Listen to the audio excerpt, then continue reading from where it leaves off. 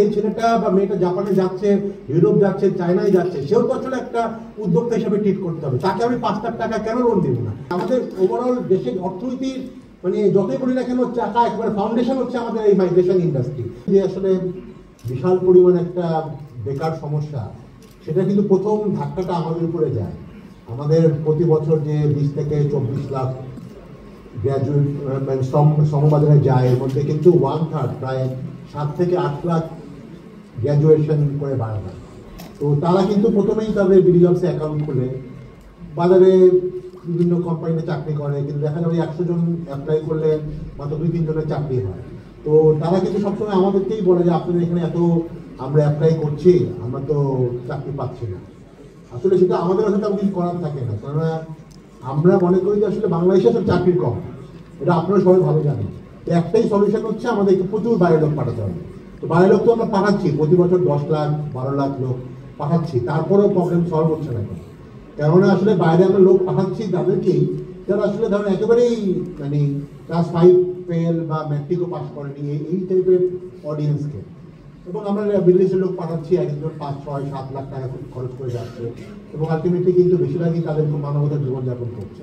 তো সেই জায়গাটাতে আমাদের কাছে মনে হয়েছে যে একটু ডেভেলপ মার্কেট, এটা আপনার it can be Europe, it can be South Korea, it can be China, and most importantly it can be or it should be Japan, যেখানে আসলে যারা যাচ্ছে তারা অ্যাটলিস্ট একটা এই graduate target audience, minimum intermediate pass করেছে বা কলেজে ভর্তি হয়েছে, এই অডিয়েন্সটাকে আসলে আমরা এইসব মার্কেটে পাঠাতে পারি।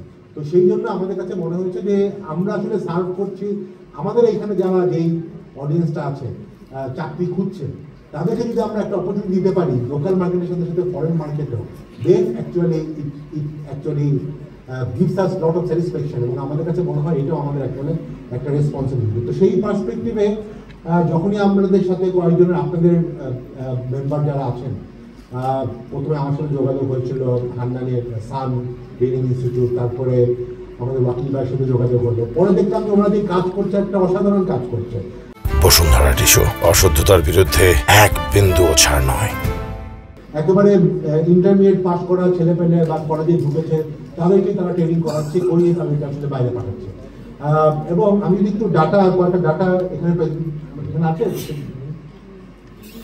দেখেন আমাদের যদি দেখেন গত 5-3 বছর দেশের বাইরে যত আর্লি যাবে, হ্যাঁ, যেমন ধরেন আমাদের অনেক বন্ধু বান্ধব 30 বছর পরে মানে তাদের বয়স যখন 30-35 সেই সময় যায়, সেখানে কিন্তু যে তাদের জন্য আসলে অ্যাডাপ্ট করা এবং একটা ভালো কালচারাল একটা মানে অ্যাডজাস্ট করা ভেরি ডিফিকাল্ট হয়। বাট এদেরকে যদি আমরা একটু আগে পাঠাতে পারি, যখন তাদের 20-21 বছর বয়স, তারা কিন্তু আমরা দেখেছি তারা কিন্তু মাচ বেটার পারফর্ম করে, খুব তাড়াতাড়ি কালচারালি অ্যাডাপ্ট হয়ে যায়, তাড়াতাড়ি চাকরি পায় এবং তারা ফ্যামিলিকেও সাপোর্ট দিতে পারে। অনেক ক্ষেত্রে তারা 3-4-5 বছর পরে ফ্যামিলিকেও নিয়ে যেতে পারে।